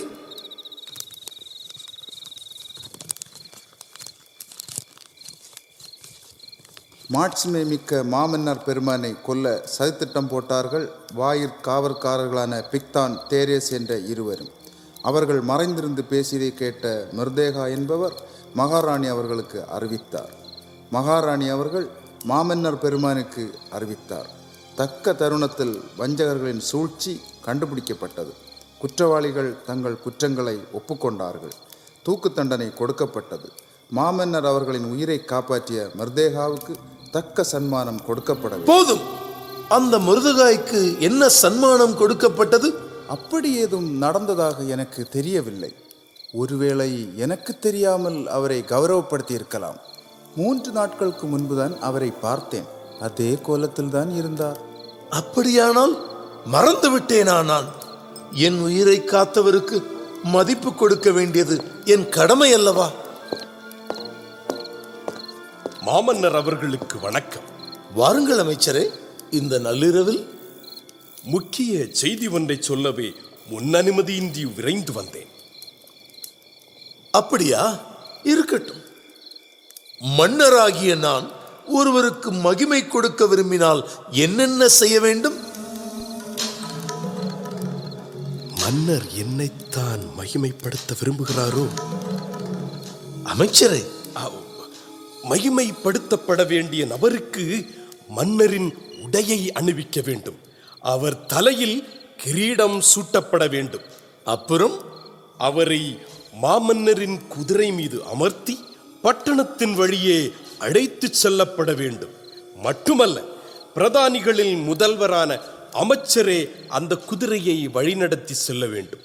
இவ்வாறு அழைத்து செல்லப்படும் போது மாமன்னர் மகிமைப்படுத்தப்படும் நபர் இவ்வாறாக மகிமைப்படுத்தப்படுவார் என பிரகடனம் செய்யப்பட வேண்டும். நல்லது அமைச்சரே. நான் மகிமைப்படுத்தப்பட வேண்டிய ஒருவரை இத்தனை காலம் மறந்திருந்தேன். தாங்கள் மகிமைப்படுத்தப்பட வேண்டிய நபர் யார் மகாராஜா? மொர்தகாய். மொர்தகாய்? ஆமாம், நான் இன்று உயிரோடு இருப்பது அவரால் தான். என்னை அழிக்க துடித்த துன்மார்க்கர்கள் பிக்தான், தேரேஸ் இருவருக்கும் தண்டனை கொடுத்தேன். ஆனால் தூய உள்ளத்தோடு எனக்கு துணை நின்றவரை சிறப்பிக்க மறந்துவிட்டேன். நாளை காலை மொர்தகாய்க்கு நீங்கள் சொன்னபடியே எல்லா சிறப்புகளையும் செய்து விடுங்கள். உன் ஆட்சி நிலைக்க செருப்பாய் உழைத்தேன், என்னை மறந்தாய். உன் மாமன் என்பதால் அவனை மகிமைப்படுத்துகிறாய். பார்ப்போம். மொர்தகாய் சிறப்பிக்கப்பட இருப்பதை இன்றே நாட்டு மக்களுக்கு தெரிவித்து விடுங்கள். உத்தரவு. நீங்கள் போகலாம். உத்தரவு. அமைச்சர் ஏன் அப்படி போகிறார்? என் கட்டளையை நிறைவேற்றுவதில் உற்சாகம் இழந்தவர் போல் தெரிகிறது. மகாராஜா, மர்தேகாவை அறவே பிடிக்காது நம்ம மந்திரியாருக்கு. ஓ, அப்படியா? சரி, நான் நித்திரைக்கு போகிறேன். நீ போய் வா.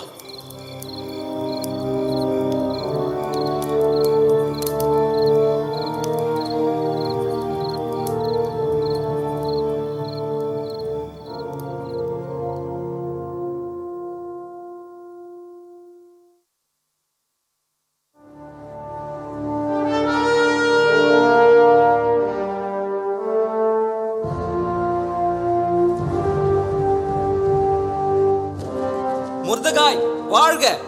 மொர்தகாய் வாழ்க! ஏன் இப்படி கத்துற? நான் மட்டுமா கத்துறேன்?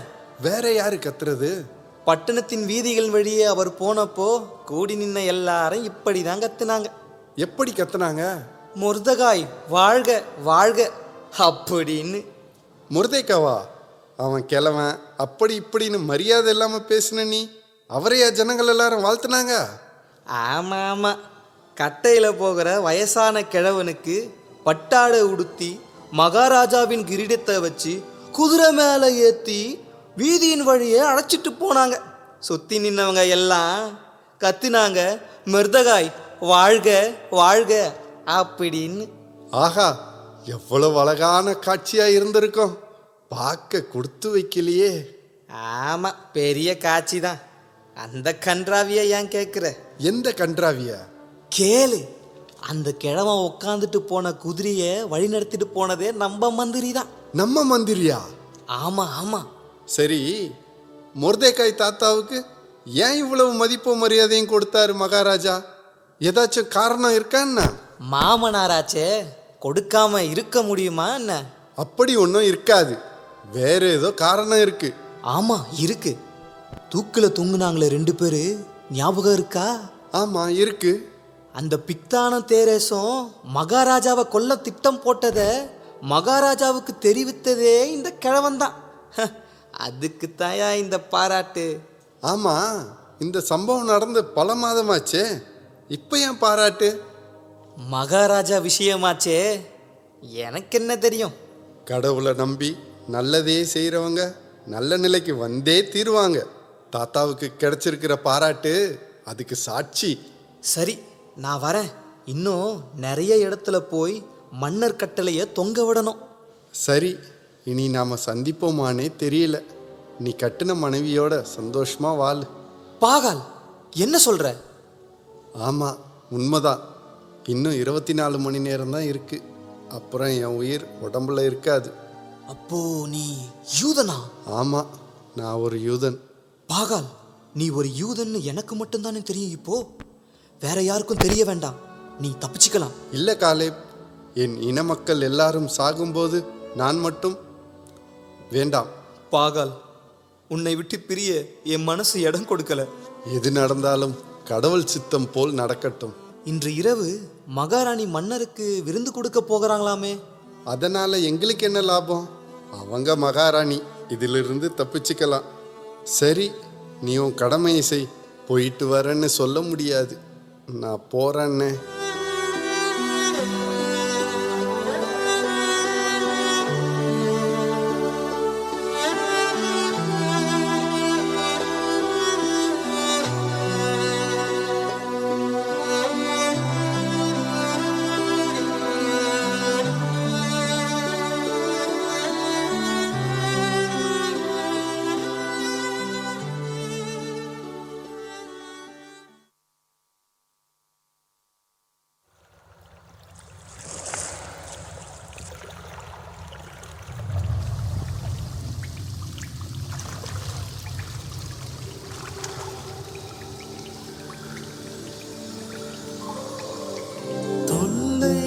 கஷ்டங்கள் சூழ்ந்திடும், துன்பம் துக்கம் வரும், இன்பத்தில் துன்பம் நேர்ந்திடும், இருளாய் தோன்றும் எங்கும், சோதனை வரும் வேளையில் சொற்கேட்கும் செவியிலே, பரத்திலிருந்து ஜெயம் வரும், பரனுன்னை காக்க வல்லோ, பரத்திலிருந்து ஜெயம் வரும், பரனுன்னை காக்க வல்லோ,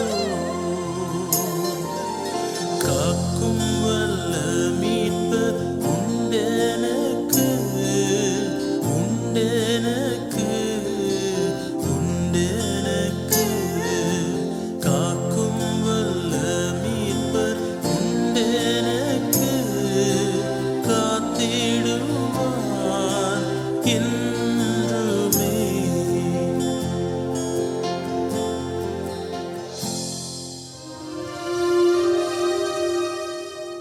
அனைத்தையும் படைத்த ஆண்டவரே, காணும் எல்லாவற்றையும் மனிதருக்கு தந்த கர்த்தரே, செங்கடலை பிளந்து பார்வோனிடமிருந்து எங்களை மீட்ட பரமனே, நீர் ஆசீர்வதித்த மக்கள், உம்மால் தெரிந்து கொள்ளப்பட்ட இனம் அழிந்து ஒளிவதா? பாவிகளின் பட்டயத்திற்கு உமது குழந்தைகள் பலியாவதா? காடையினாலும் மன்னாவினாலும் உயிர் காத்த யெகோவா, நாங்கள் கண்ணீர் வடிக்கிறோம், உமது கருணைக்காக துடிக்கிறோம். எங்களை காப்பாற்றும் கருணை கடலே, எங்களை காப்பாற்றும்.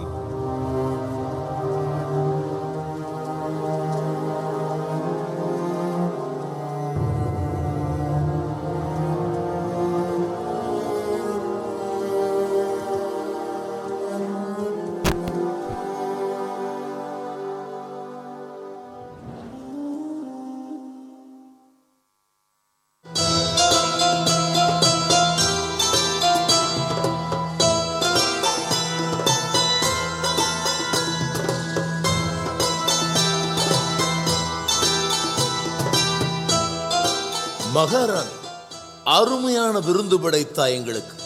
மகிழ்ச்சி, மிக்க மகிழ்ச்சி. நன்றி. இப்போது சொல், உனக்கு என்ன வேண்டும்? உன் குறை என்ன? முன்பு சொன்னது போல் என் நாட்டில் பாதியை கூட நீ கேட்டால் தர ஆயத்தமாயிருக்கிறேன். மகாராஜா, எந்த செல்வங்களும் வேண்டாம் எனக்கு. நான் யூத இனத்தவள். தங்களின் புதிய கட்டளைப்படி பறிக்கப்பட இருக்கிறது என் உயிர். என்ன? என் மகாராணியின் உயிர் எனக்கு தெரியாமல் பறிக்கப்பட இருக்கிறதா? விந்தை! என் உயிர் மட்டுமல்ல, என் இனத்தாரின் குழந்தைகள், பெண்கள் மற்றும் யாவர் உயிரும் பறிக்கப்பட இருக்கிறது. மகாராணி, நீ குற்றமற்றவள். உன்னுயிர் பறிக்கப்பட மாட்டாது. ஆனால் இஸ்ரவேலர்கள் அழியத்தான் வேண்டும். அதற்கு காரணம்? மகாராஜாவுக்கு கீழ்ப்படிய மறுத்தார்கள், கலகம் விளைவித்தார்கள். இவைகளுக்கு ஆதாரம்?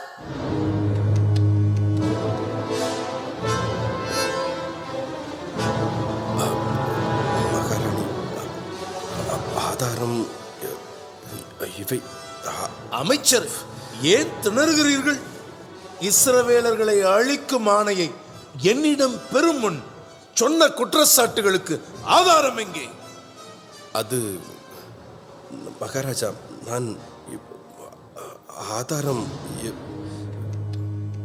அமைச்சர் பொய் சொல்லவே மாட்டார் என நம்பினேன். ஆனால் அமைச்சர் அவர்களே, நடக்காதவற்றையெல்லாம் நடந்ததாக கூறி நாட்டுக்கு பெரிய கேடு வரப்போவதாக சொல்லி நம்ப வைத்தீர் மகாராஜாவை. மட்டுமல்ல, கட்டளையிடவும் வைத்தீர். இன்னும் 2 நாட்களே இருக்கின்றன. லட்சக்கணக்கான யூதர்கள் அடியோடு அழிய. என் இனத்தார் மேல் பொறாமை கொண்ட நீங்கள் மகாராஜாவுக்கு களங்கம் உண்டாக்கிவிட்டீர். மகாராஜா இனவெறியர் என்று இந்த உலகம் அறியும்படி செய்துவிட்டீர். எல்லா இன மக்களும் இந்த நாட்டில் வாழலாம் என்ற மகாராஜாவின் பரந்த நோக்கத்தை பாழ்படுத்திவிட்டேன். மகாராஜா, இப்போது ஆதாரம் எதுவும் இல்லை என்னிடம்.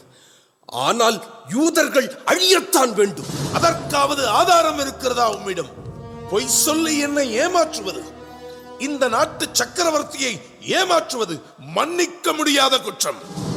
மகாராஜா, யூத மக்கள் தவறு செய்கிறார்கள் என்று நிரூபிக்கப்பட்டால் அவர்களுக்காக நான் தண்டனையை ஏற்கிறேன். முதலில் என்னை தண்டியுங்கள், பின்பு என் இனத்தாரை அழியுங்கள். மந்திரியாரே, மகாராணியின் கேள்விக்கு உமது பதில் என்ன?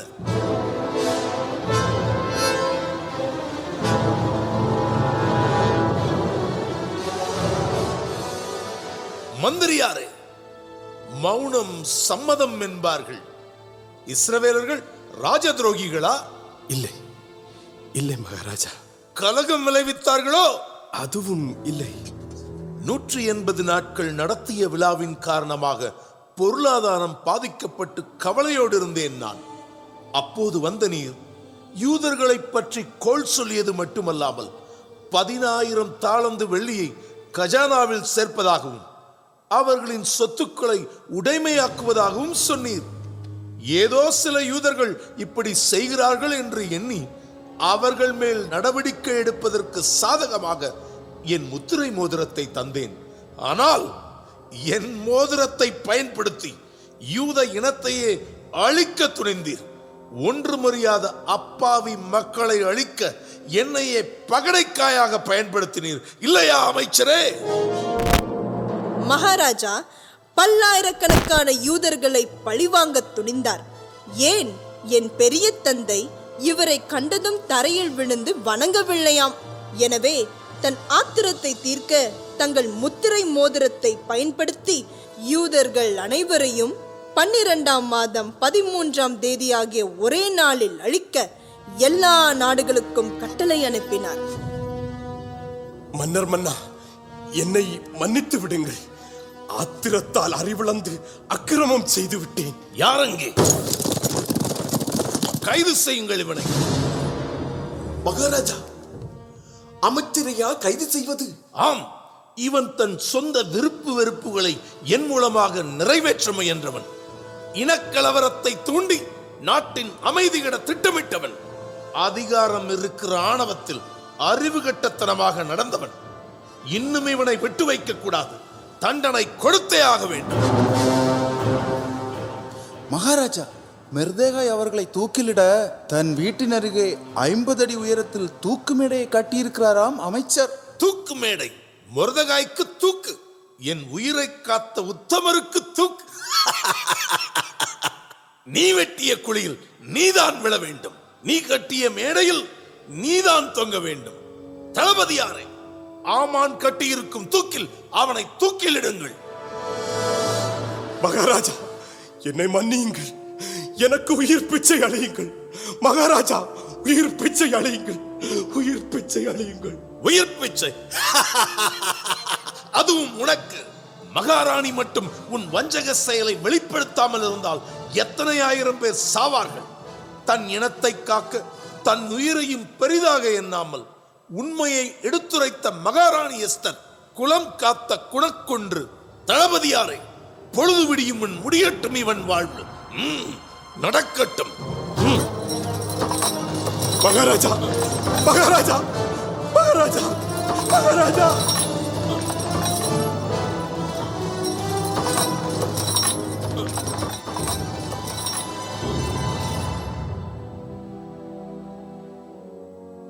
மகாராஜா, எங்கள் குலம் காத்தீர்கள், நன்றி. மகிழ்ச்சி மகாராணி, மகிழ்ச்சி.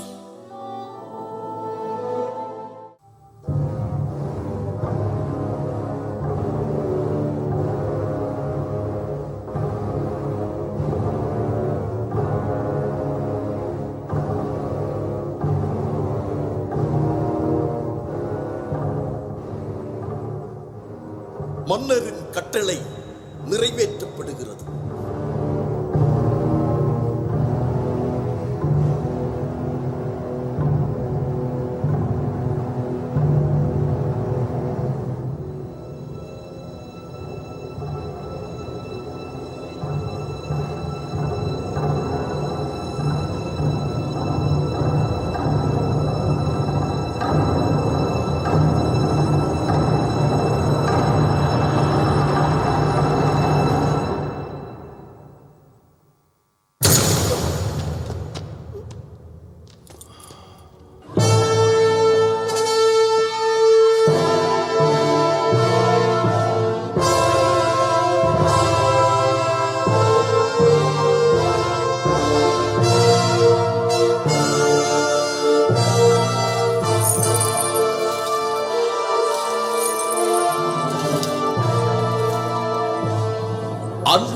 குடிமக்களே, ராஜ பிரதானிகளே, இந்த நாட்டின் பெரும்பான்மை மக்கள் பாபிலோனியர்கள் என்றாலும் சிறுபான்மையினர் சகல உரிமைகளுடன் வாழ உரிமை கொடுக்கப்படுகிறது. சிறுபான்மையினரை அழிக்க சூழ்ச்சி செய்த வஞ்சகர்கள் அழிக்கப்பட்டு விட்டார்கள். எவ்வின மக்களாக இருந்தாலும் சரி, இந்த நாட்டை தங்கள் சொந்த நாடாக கருதி வாழ்ந்தால் அவர்களும் இந்த மண்ணின் மைந்தர்களே. எனது உயிரை காத்ததற்கு மட்டுமல்லாமல் சிறுபான்மையினருக்கும் இங்கு உரிமைகள் கொடுக்கப்படுகின்றன என்பதற்காகவும் திருவாளர் மொர்தகாய் அவர்களை இந்த நாட்டின் அமைச்சராக நியமிக்கிறேன்.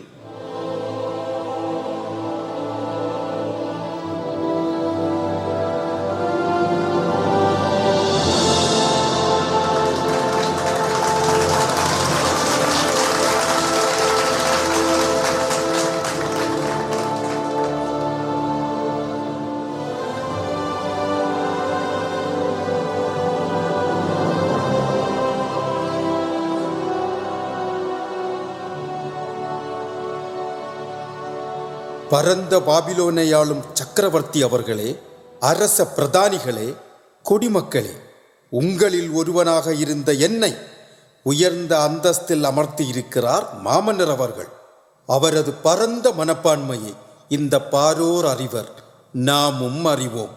இந்த நாட்டில் வாழ்வோர் பல இனத்தோர், பல மதத்தோர். இது நமது தாய்நாடு. எனவே இனபேதங்களை மறந்து அவரவர் மதங்களை போற்றி பிற மதங்களை மதித்து ஒன்றாக வாழ வேண்டுமென அனைவரிடமும் வேண்டிக் கொள்கிறேன். இனபேதத்தை கிளப்பி மதபேதத்தை தூண்டி நம் பொன்னாட்டை துண்டாட நினைக்கும் கயவர்களிடம் ஜாக்கிரதையாக இருக்க வேண்டும் என்று கேட்டுக்கொள்கிறேன்.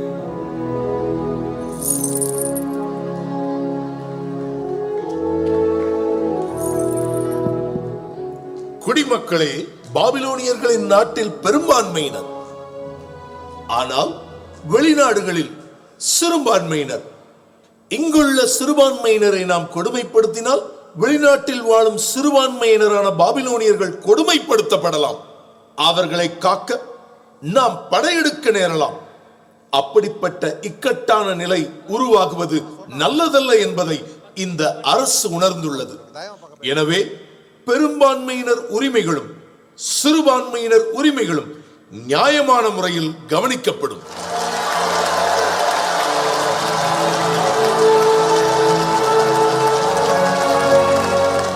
சபை கலையலாம்.